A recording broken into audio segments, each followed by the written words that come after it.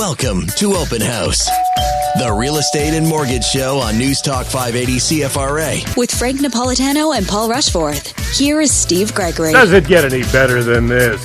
Spring Sun is is here. shining, birds are singing, Tulip Festival is on, Dandelion Festival is on.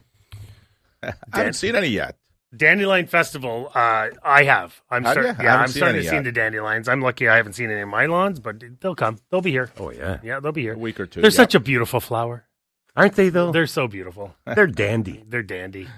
They help sell a home. You know what? They're a beautiful. No, they don't help sell a home. But you know what? This is the time of year that they will be out for about a month, and then you'll start seeing them. Cut them down a few times, and So keep cutting your grass if you're selling. yeah, keep cutting your grass. I mean, it's hard. It's too late now to sort of fertilize and get rid of them, weed and feed. It's a little bit too late. That just keep cutting your grass. And listen, it's something you can fix. It's not as if it's a blemish in the house or something. It's something. What you if can you fix. put a sign on your lawn that said environmentally friendly? You could do that. You could do that. You could be. I love the butterflies. Yes. We're all natural home here. All natural home. But that's not a big thing. I mean, we talk about curb appeal being super, super important. But listen, you can't control sometimes what you have in the front lawn when it comes to dandelions. However, you can get ahead of it. If you know that you're selling and you know they're coming back every spring, you might want to do something in the fall months to make sure they don't come back in the spring. Just get ahead of things like that. But that's a minor. Certainly your house should be cleaned up by now on the outside. Yeah, it's time now. I mean, listen, the garden centers are all open and Pool should be open. I mean, listen, if you're selling your house with a pool, your pool should have been open a long time ago. Even well before you're even going to jump in it, your pool should be open. I know Frank, he was out in his Speedo and had his pool open long time ago with the Speedo. What does that do to the value of a home? Having a neighbor like that. Having a neighbor like Frank, it plummets the value of the home, because he's always out there in his Speedo. I'm not, but whatever. We know you are. You're Italian, dude. You know Listen, you are. This body does not go with the Speedo. I Thank can the acknowledge Lord. it. Thank I can the acknowledge Lord. it. This body goes with jeans. Yes, you mean Clothes capris. were invented because of bodies like mine. Capris. Hide in it. other words, yes. Yep. I have so many bad images right now. I don't know where. Yeah, I feel nauseous right But now. I can take shots of myself. See, I'm okay with it. Yeah. Yeah, but you're just trying to diffuse this. That's all you're. Yeah, trying to because do. we've caught you in the Speedo and the capris before. Well, no, the capris for true. Yeah, the capris were true.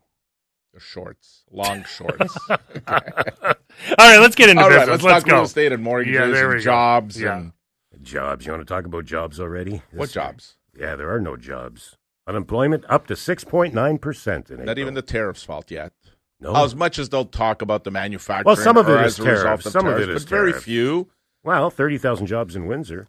That's a lot. Yeah. And we haven't even hit the aluminum, the steel, and the auto trades yet. So wait until those start to. I mean, there's already rumblings of layoffs and cutting down a shift. I know GM is looking to cut down a whole shift, which will impact. I think I saw 850 jobs right there. So Windsor's already at 10.7% unemployment. This is right now. This is probably the first time all year, this last week, that I noticed a little bit of a slowdown in the market. We're getting less showings. There's less activity where it should be picking up right now. There's only so much we can do blaming it on the election and, the slowdown because of the election and, the tariffs. Like, we're used to the tariffs now. It's been months now. But this week was a little bit slow. I mean, I know Greg's going to disagree because I can't even shoot videos with Greg right now because he's so busy with shooting properties. But it just felt a little bit of a slowdown and slow in sales, but not in listings, right? Not in listings. I mean, listings are way up. I mean, we're almost at 50%. Our listings are up. They're through the roof. Sales are, we put a few homes on this week that I thought were going to pretty much sell overnight, and they haven't had much activity at all, which is a little bit shocking. But then again, our market is so fluid and it's changing so quickly that next Saturday I might be having a different stance here and saying, because I know last Saturday I said, no, the market's good. I mean, things are good. I mean, if you price it well and it shows well, it's going to sell, which I still believe. It's going to take a bit longer. It's just, we're starting to, now it was just this week, and maybe it was just a slowdown because, the weather's coming out, people are working on their gardens, working on their outsides, opening their pools, school is somewhat coming to an end. And so I think that I think maybe there was just a correlation between, the timing of the year and just a slow week. But, I might have a different view next week. But it's we just have a lot of factors working against us, which we have over the last 5 years. Let's be honest. I mean, once COVID hit, we've had nothing but COVID from tornadoes to Ottawa's been hit really, really, really hard. We've been making a lot of excuses. Like over the last 20 years, we've had a lot of things go down as well. Yeah, it has. But we have, and we talked about this last week. I mean, our average sale price right now in Ottawa is up 1.1%. That's a normal year. Like we had many years where we are 1, 2, 3, 3.5%. In my opinion, that's somewhat of a flat year. I know, going up 3% is not flat, but it is somewhat flat. Yeah. And I think that we're just going through a bit of a normal market right now. We've been spoiled through the COVID COVID years, when prices skyrocketed, and sales were just happening. And now, guess what? Realtors, we have to work for our business right now. And it's true. We are working hard. I mean, part of our job on the sell side is managing our sellers' expectations, managing the showings, lots of feedback, talking to our sellers, explaining why the showings are down a little bit, helping Getting creative to get more showings. But guess what? That's why people hire the best in order to get their homes sold and get the most amount of showings and the highest price. And it's in this market that the best come to the top, right? And so I think that it's not a challenging market. It's just a market that we actually have to go a little above and beyond right now for our sellers and our buyers. But buyers just have more opportunity now. But buyers are actually starting to get a little bit picky. That's altered big time, because if you remember during our gravy, buyers, you had like a nanosecond to make an offer on a property. Well, now it's like, yeah, that house is beautiful, but I wasn't sure if I liked the tone of that gray paint. Well, so I think they have choice now. So they're getting a little bit picky, which is all right. That's fine. But, I'd like to see right down the middle, which we're there. I mean, we're at 4.1 months of inventory, which is a balanced market. And I'd like to see that, sellers can get their homes sold, but buyers also have choice. And it's a win-win for everyone. And we're kind of in that territory right now. When do they consider it a buyer's market? Well, a buyer's market is when you're over 6 months inventory. So right now it feels like it now. It does. Maybe the guidelines should change. Maybe 6 isn't the number anymore. Maybe it used to be the number. Yeah. Maybe today 6 isn't the number. Yeah. Just like the inflation number. I mean, you'd like it to be below 3, but maybe 4 is the right inflation number moving forward. And why do we have to? Yeah, who put that on there, right? Right. Like why is 0 to 4 months a seller's market, 4 to 6 a balance, and 6 plus a buyer? Why not 0 to 2, 2.5 would be a seller's market? I think once you start getting up into those 2.5, 3, 3.5 months, it starts to feel like a balanced market. And then, like right now, we're at 4.1 months. Feels like a buyer. It feels like a buyer's market, even though that's the low end of a balanced market. It feels like a buyer's market. But you say that there are some areas that's definitely not a buyer's market. It's either a balance to a seller's market, and then there's others that are taking a long time. But that never changes. Some neighborhoods will always be sellers or balanced. Always, where the markets, no matter what. The markets that are booming right now are the markets that don't have a lot of new home buyers in them. So new home building going on. So for example, if you have an area that is an established area that doesn't have these track builders in there, then your market's a little bit stronger.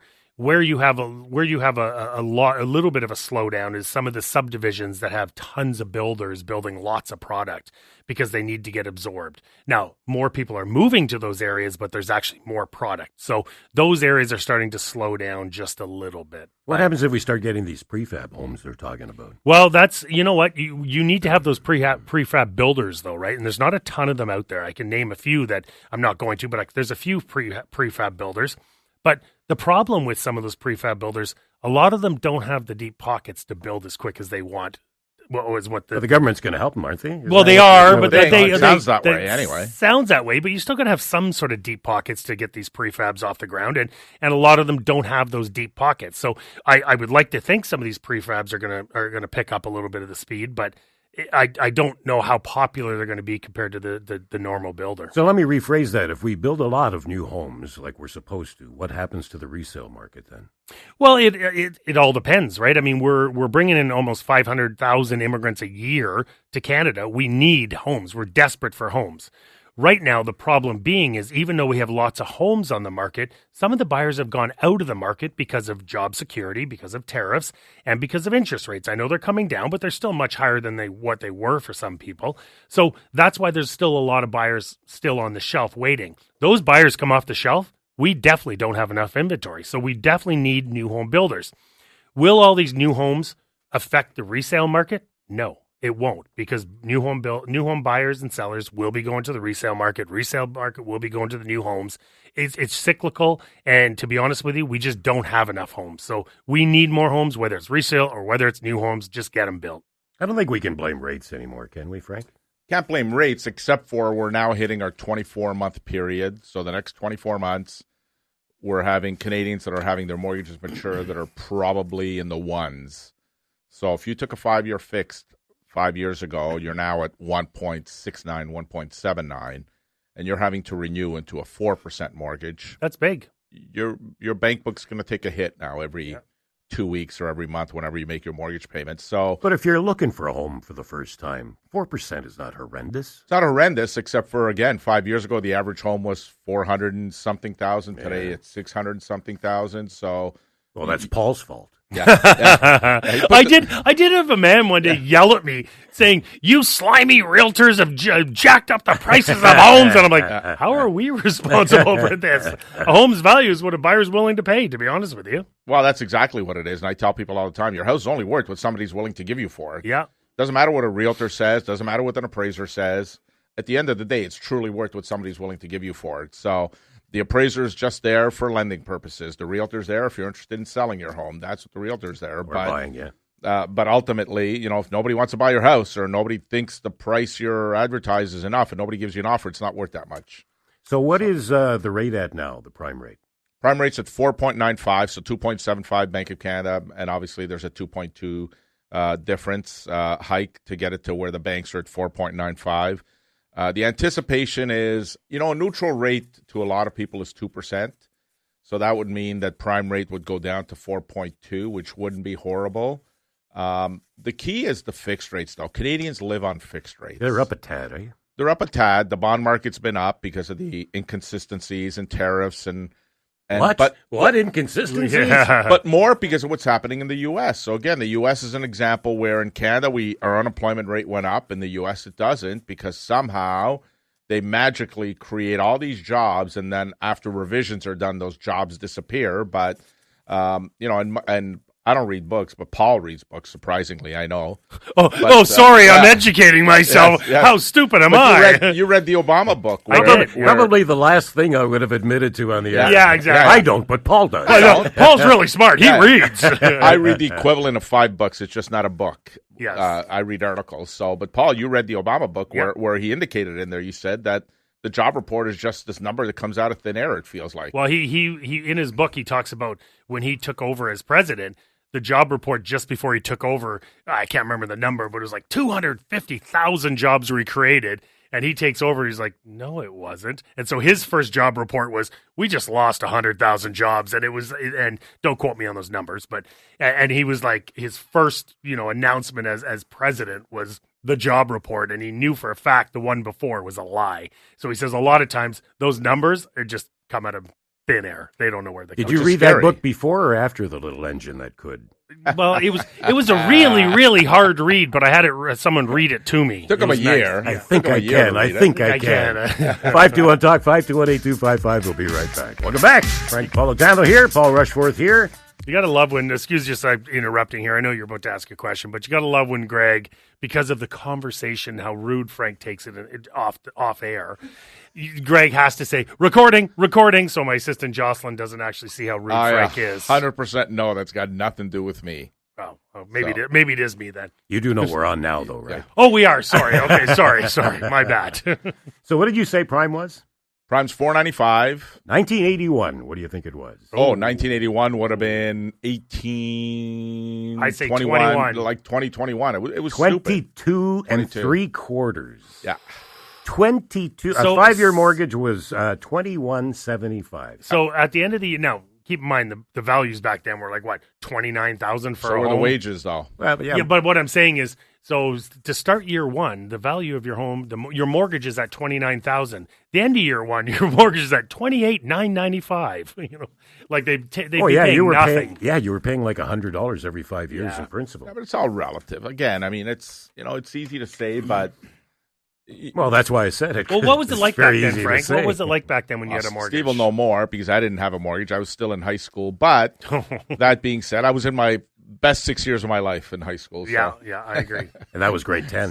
See, I take shots at myself, so I'm okay with that. No, but back then, I think I paid about 18. It was the most I ever paid. 18. My mom and dad bought their house in Carlingwood in the late 1981, and they paid $68,000 for a bungalow in Carlingwood. Yeah, my first house was in Brampton, $53,000. Yeah, so my first house was now because I was away playing pro hockey. I had a cottage, so it was $125,000, and my mortgage was 6.75. Yeah. So, which again, I mean, so you would have bought in the early 2000s, probably somewhere around there, late 90s, early 2000s. Yeah, That's when they were in the 90s. sixes at that point. Yeah. So, and they'd come down nicely. But back then, we didn't have the additional cost that we have today. The taxes you were paying weren't as much as they are today. We only had a provincial sales tax. We didn't have an HST. We didn't have internet. We were still paying it. It was just hidden. You're still but the difference is that, you'd get your hydro bill back then and it'd be like $20 for the month, where now, I mean, there's all these surcharges and everything. The cost of living today, it's good that the interest rates are low, and the interest rates need to be low. That's why I've always said, I still think between 3% and 4% is the ultimatum. Like, that's where interest rates should be. And if the economy is floundering a little bit, then they can get into the 2s. And if the economy is really booming, then they can get into the low 4s, which is where we're at now. But our economy is not booming. That's why there's a disconnect right now. That's why I believe that interest rates need to come down. The reason they're not coming down, fixed rates, is because in the U.S., the numbers are much more healthy than they are in Canada, where in Canada, our unemployment is going up. Our economy feels like it's failing. In the U.S., they give the impression, at least the statistics give the impression, that their economy is doing just fine. They continue to add 100-something thousand jobs every month. But your eyes will tell you a different story in some of these states, because some of these states are struggling big time. And real estate is now there's not a lot of trading in real estate, because anybody that took out a mortgage 5 years ago in the U.S. at 3% for 30 years has no interest in refinancing their home or buying a new home, because in the U.S. you can't port the mortgage over. You start new with the new house, and now they're at 7%. So Americans just aren't moving unless you're buying from a builder, and then even the builder plays funny games. What they do is they add $50,000 to the price of the home, and then they buy down the interest rate to make it look like they're getting a better deal. So. Yeah, the problem with the states right now is you have the ultra wealthy and then the ultra poor. They're missing their middle ground. They're middle people. Like you have. I mean, you go to Florida right now, and you're in, you go to Fort Lauderdale, you go to, the other coast, and you see, yachts that are bigger than most houses here in Ottawa, but then you see the guy sleeping in the van on the side of the road. Like, there's no middle ground in there is. It's just not as big as it should be for the population that they have. Yeah. So the middle class isn't what it should be. And I feel like even in our country, we're becoming very much like European, where you go, so as you grow up, you go through school, you end up renting a place, and the only time you get home ownership is when your parents pass away. So then you inherit their home, because the young people in Europe have no aspirations. They have very little hope of buying their own home. It just happens very little there. Do you think we're headed that way here? Well, we're heading in that direction only because the price of housing is so expensive. The price of living is so expensive. Well, we fix it before we get there. But this new generation isn't like the old generation. My parents eating out would be my dad bringing home a pizza. That would be eating out. Today, it was rare for us to get out. Today, generations today, like they eat out 2, 3, 4 times a week, and the economy needs it. Yeah. Right? So it just, they travel a lot more. I mean. But it's also the people. It's also the people right now that are in the purchasing game right now, as well as the rental game. They're the millennials and, the generation before the millennials, where they don't really care too much about home ownership. They care more about lifestyle. So they're okay renting. Some of these guys are like, I don't really care to own a home. I just want to rent, and I want to travel, and I want to eat out, and I want to do this. Still a good investment, though. Well, it's always a better investment, and especially as the rental market starts to skyrocket as well. I mean, like we're seeing now people buying or renting basement apartments for $2,100, $2,200, $2,300. Like the rental game is insane right now. So it's, is it cheaper to buy or is it cheaper to rent? And it used to be, wow, it's so much cheaper to rent. Now it's like, toss it up. I mean, is it cheaper to rent or is it cheaper to buy? And, with rates coming down, prices still stabilizing. They've come way down since the height of COVID. it is a very, very solid time to buy, especially as rates are on their way down. Like I strongly suggest that, but so I do somewhat agree with Frank where we are more of European than we are of American when it comes to our society and people, preferring to rent, and the only time they do own is when they get it, something from their parents. But I think it also has to do with the type of people that right now are in the buying game, and those are people that they're not like what we were growing up. Like growing up, home ownership was the biggest thing. We wanted home ownership. Not as much anymore for the people who are really buying their first homes and that, where they really want a home, but it's not the end all. It's not the be all. Yeah, they want it. You're right. They want it. They just don't want to sacrifice their lifestyle for home ownership. So they won't sacrifice their lifestyle. Well, and they haven't because they're much older now than they used to be. Well, 40 years old, again, in Ontario. And I think, again, I really believe that's skewed by the GTA in the Toronto area where it's so much more expensive. But if you take away the GTA, I'm willing to bet that the average age now for first-time home buyers, mid-30s, where it wasn't that long ago, there would have been high 20s. So it's changed significantly. Again, I think there's a lot of people that now are just waiting for their inheritances. So if their parents won't do an early inheritance to help them buy a home, they'll just wait for the inheritances to come through. And I can't tell you how many times I've had somebody say, well, we're coming into money soon. They're already anticipating that they're getting money as their parents pass away kind of thing. So they're making their plans around that. And they don't mind carrying that mortgage for a longer period of time because they know that at some point they're going to be getting some money to pay it off. I didn't even know you were meeting with Paul's kids. They're ready to push me down the. They're ready to push me down the stairs. Like, keep aging, Dad. Keep aging. 521 Talk 5218255. We'll be right back. Welcome back to the show. Paul Rushforth here. Frank Napolitano here. You think once tariffs are straightened out one way or another, at least for certainty, that we'll get some confidence back and people will be buying homes? You really think the tariff talk is going to go away anytime soon? Well, Trump in power? I don't feel that. No. I feel there's always going to be something, and that's okay. I mean, if we know it's coming, then I think but if we know the prepared. Numbers once and for all. I don't know if we will. But I he'll don't know change. if we, I don't know we if have we an will. agreement now, and look at him. He's overridden the agreement that we have in place now. So I don't know that it's going to change. All I know is that if we really start from January of this year, before the tariff talk all started, the economy was expected to be weaker this year, and interest rates were expected to come down. It was still growing, but very little, not as much as they wanted it to. And the anticipation would be that if mortgage renewals would come in at higher rates, then that would take some money, the discretionary spending, out of the economy, and therefore the economy would suffer as a result.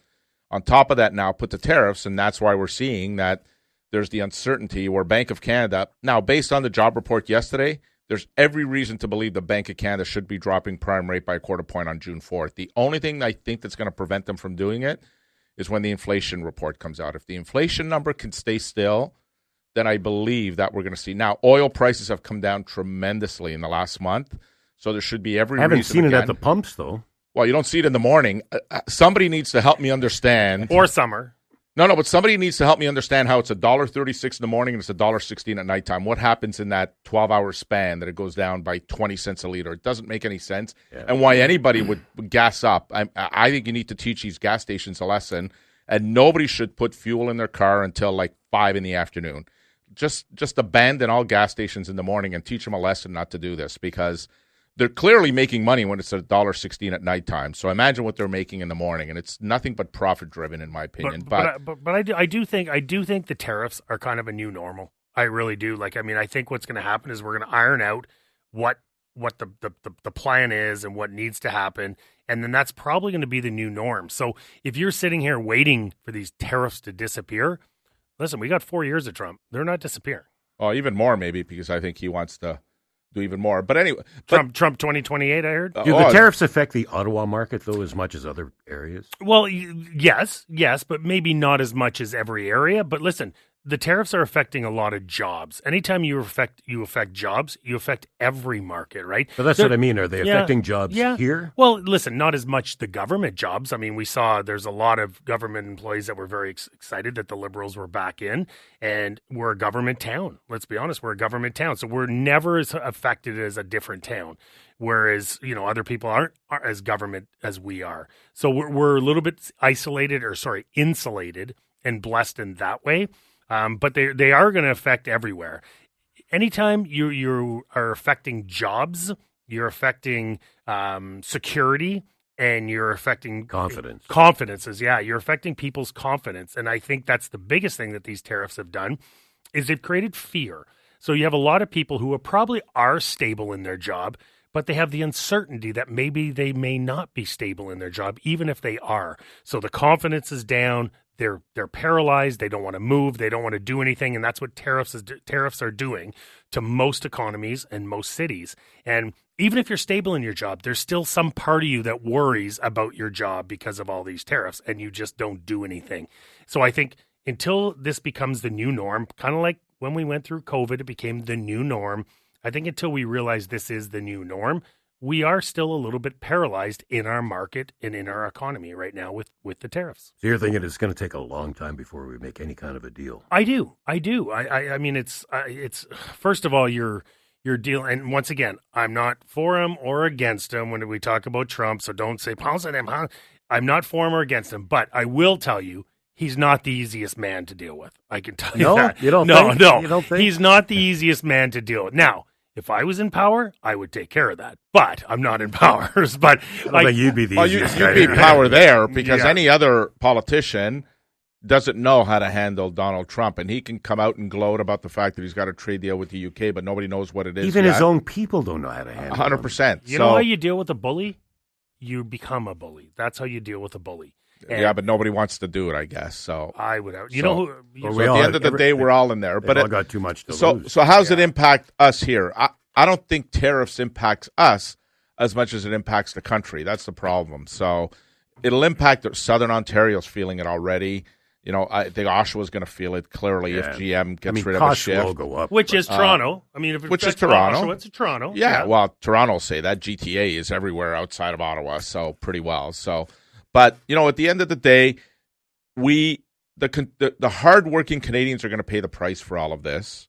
And, you know, I hope that Carney, certainly I wasn't that happy with the way the first meeting went, but how could you even expect anything these days with Donald Trump? I mean, there's no deal that came out of it, and somehow there's a deal with the UK. It wasn't even really a meeting. It was just I don't know what it was. It was a meet and greet. Yeah, that's what it felt like. But what he's done, I will say this, what Donald Trump has done is open the eyes of all the other countries to maybe start getting some trade deals within each other as opposed to relying so much on the U.S. So in the end, it could backfire. It could backfire on Donald Trump in the U.S. It really could in the end. So, and I hope it does. I have a buddy of mine, Mike Creed, who listens to our show all the time, and he just sent me a message. He goes, "Oh, swear word. If you were in power, we'd be swear word."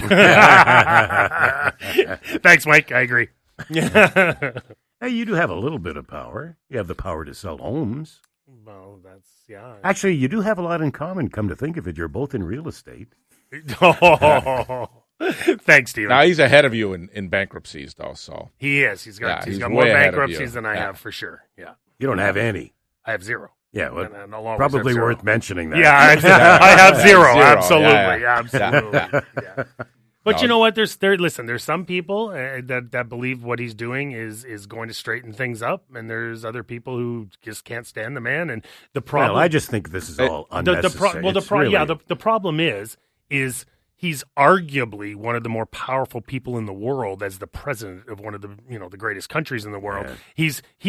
He's affecting, the Chinas, the Mexicos, the Canadas. He affects every single country. Yeah. And it's hard. I mean, we're dealing with it with a very It's difficult when you got a guy that just craves attention 24 hours a day. Yeah, but it's affecting everybody, and it's like everyone's struggling. I mean, I had an email from my cousin who lives in Australia, and they were seriously watching our election.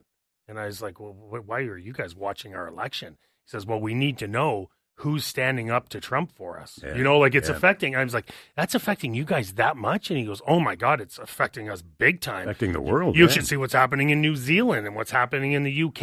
And it's affecting everybody. And so everybody's watching what's going on. Well, your sister, you said, is in Australia, right? Yeah, the real estate prices in Australia and New Zealand, we keep talking about our country, making it sound like they're absolutely absorbent, the price of homes. No different in New Zealand and Australia and in England and in some of the countries in Europe. Price of homes are significantly more than they are here. and way harder to be able to get a mortgage. That's why there you see so much inheritance. The only way you own a home is by inheriting it because it's just impossible to become a homeowner. And you just grow up understanding that you're going to be renting most of your life until you get home ownership. Here, it's been different. Like, you grow up here thinking, okay, once I get a full-time job, I finish my university, I either on my own, and you used to be able to do it on your own. It's much more difficult to do it on your own now, but me and a partner or me and a friend can buy a house and start building some equity. You had that hope, but that hope starts to diminish as we see the cost of housing going up, the cost of everything else around us going up, and the interest rates staying elevated. So to me, I do think the Bank of Canada is going to drop another 2/4 points this year. So I think we're going to see the prime rate come down by another 0.5 point over the next 6 months, which I think is good news for Canadians. But it doesn't help if the U.S. continues, their economy continues to be strong, because that means that fixed rates likely won't come down. So now you could take a variable adjustable rate, and I still believe that's the best route to go right now. But, for some Canadians, they're too nervous to do that. So they want the fixed, and therefore you're locking in now, in the fours, likely in the high fours, or high threes, low fours, when in essence, I truly believe that maybe 7 or 8 or 9 months from now, those rates could be down into the mid threes again. Frank, you mentioned a good point about like Australia, New Zealand, all that, their prices and that. My sister being over there made me realize how lucky we are actually to be in Canada, and especially in Ottawa. My sister was a renter over there, and their rules are a little bit different with their tenants, where she's like, I need to buy, and I need to buy really soon because our prices are going up. And so most people who hold investment properties are selling their investment properties. And the rules are different, meaning they could just kick us out. We have no, as renters, as tenants, we have no rights. So they could just kick me out. Well, the rental rates are going up so high right now too. She goes, I'm paying a good rent.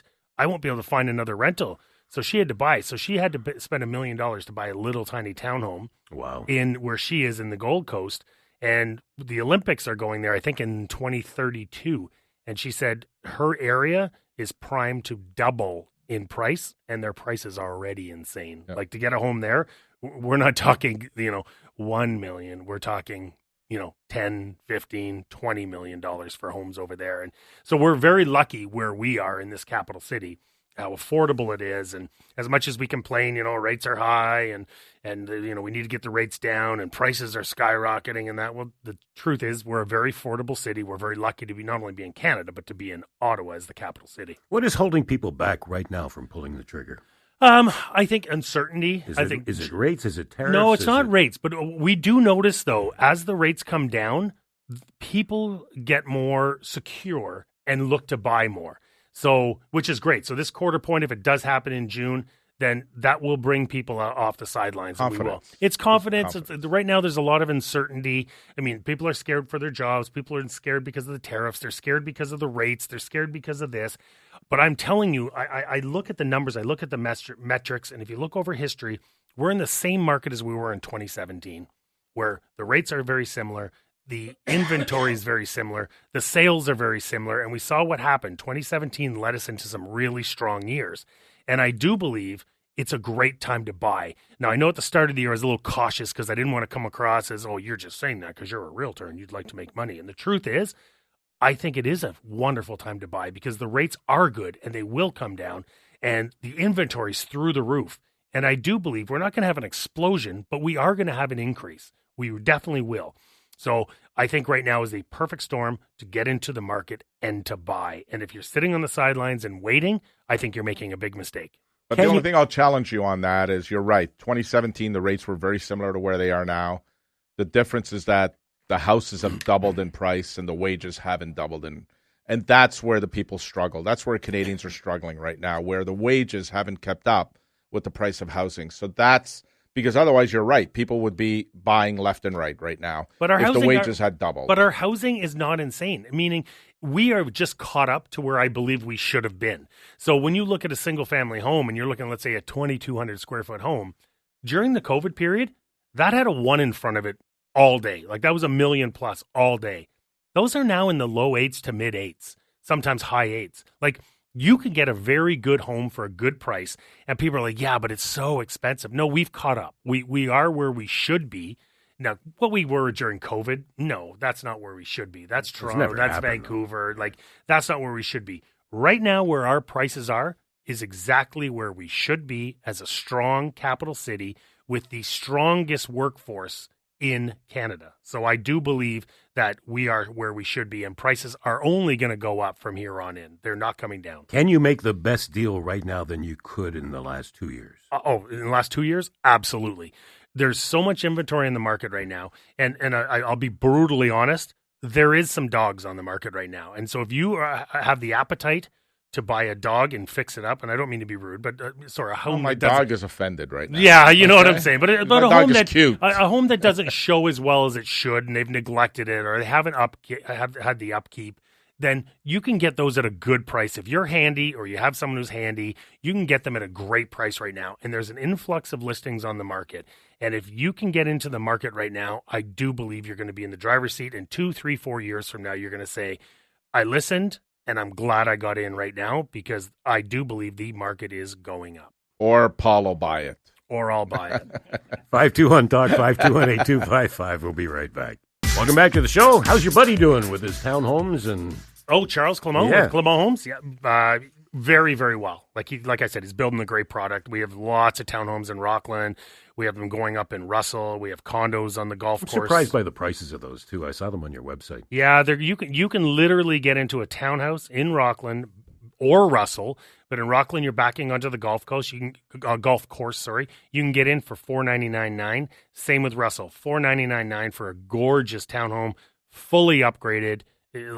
It's beautiful. You can go to my website, paulrushforth.com, or even clementhomes.ca and see some of these townhomes. They're gorgeous. In fact, we're doing an open house out there. I know Glenn from my team is out there today, 1 to 3, out on Dion, out in Rockland. So I believe it's 325 Dion. Yeah, I think it's 325 Dion out in Rockland, and you can see the model home. And like I said, we're building backing onto the golf course. There's condos, there's townhomes, and then, of course, we're in Russell as well. So they're going to look beautiful. So what is the open house? Is it a townhome? It's a townhome. Yeah, it's a townhome. So you get to see basically what you're buying in Rockland and in Russell. They're very similar, sleek designs on the outside. They look really, really nice. And like I said, Charles, when we talked about him building with all the concrete, the party wall between the townhomes are all concrete. Yeah, tell us about the construction. Well, it's just, the condos are all concrete. The walls, the ceiling, the floor, they're all concrete. Radiant heat floors in the condos backing onto the golf course. You can get those into the mid to high 4s. And then when you're looking at the townhomes, the party wall, and when you're living in a townhome, you can hear your neighbor all the time. Yeah. He's got a full concrete wall as a party wall. And your standards are granites and hardwoods and ceramics and plush carpeting. And once again, backing onto the golf course in Rockland, and of course in Russell, it's a beautiful, beautiful area in Russell as well, and same design, same everything in Russell. Tell us again where it is. ClementHomes.ca, or if you go to my website, you get to see all the projects there as well at paulrushforth.com. Frank, are people getting creative on moving in together now? I think we see a little bit of it. See that? We see a little bit of it. Still not as much as I think we'll see in the future, but I will say to people that are listening, if your mortgage is up for renewal, don't fall for the early renewal trick that banks and lenders are trying to pull on you. I had a customer that called me yesterday and said, Frank, I think I'm going to sign the document, send it back to the lender. I said, what do they offer you? And the rates were not very good, and they're currently at 2.24% until September. I said, why would you give that up now? Well, they say we don't have to give it up. Well, then why are you signing for an offer that is not very competitive? Is it over 4? It's over 4. It's 4.69 for a 5-year when they can get 3.99 right now. So that's a significant difference. And on the variable, they got offered prime minus 0.16 when they can get prime minus 75. So again, significant difference. And what do you think will happen to fixed rates in September? Well, by the time we get to September. I wish I had that real crystal ball that was clear. It's a little foggy because of what's going on south of the border. But it certainly feels like interest rates are trending downwards and not upwards. There's nothing that tells me right now, statistically speaking, and that's generally how rates are come by, especially on the fixed side.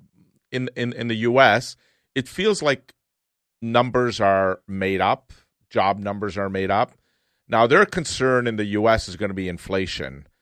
because tariffs are inflationary by nature. And if other countries like China is implementing the same tariffs that the U.S. is doing to them, the chances are the cost of goods are going to go up. Now, oil will offset that a little bit because we've seen oil come down a lot over the last month. So therefore, food prices should come down a little bit. Gas prices should come down. So if we start to see that offset some of the inflationary measures that are as a result of tariffs, then hopefully inflation stays flat and the economy will start to come down a little bit. There's talk of recessions in the U.S., just like in Canada. There is talks of recessions in the U.S. too. And just so everybody knows, if we go into a recession, the chances are almost 100% that interest rates are going to start to come down. Recession usually leads to the lower interest rates. So if that were to occur in the next 6, 12, 18 months, don't be in a rush to renew a mortgage, specifically one that's got a rate that starts with a 1 or 2.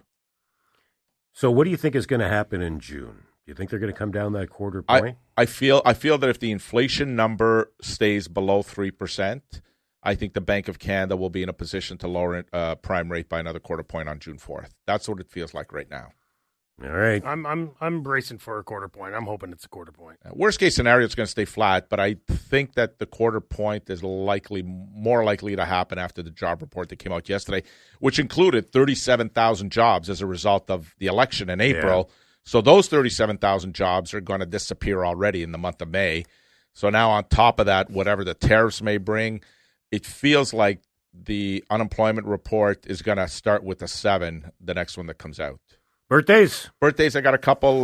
My sister-in-law, Carmela, celebrating her birthday tomorrow. David Andre, one of our agents, celebrating his birthday this week. At the same time, kudos to Tammy Laverty. Her dad is holding, she holds an event, the Ed Laverty Classic. Yep. She's holding it today. So good for her for doing that, honoring her dad, who's a Hall of Fame member. And last but not least, happy Mother's Day to all the amazing moms out there tomorrow. So my wife and my mom and my mother-in-law and my daughters included. I concur with that. Happy Mother's Day to all the mothers out there, including my own lovely mother. I have a couple. Ryan from my team had a birthday on Thursday, Ryan Angus. Jake Prescott had a birthday on Friday. And one of the best hires I've ever made in my real estate career. I don't work for you. Greg Tilley celebrates 3 years with the company on Thursday. In a row? In a row. You know, Greg, I saw you 3 years ago and you were not that white. I've given him a few grays over the last 3 years. And here I thought you were going to say, speaking of mothers. Yeah. No. He's a mother. All right. Happy Mother's Day. Yeah, happy Mother's Day, Petra. Please support local businesses and charities, everyone.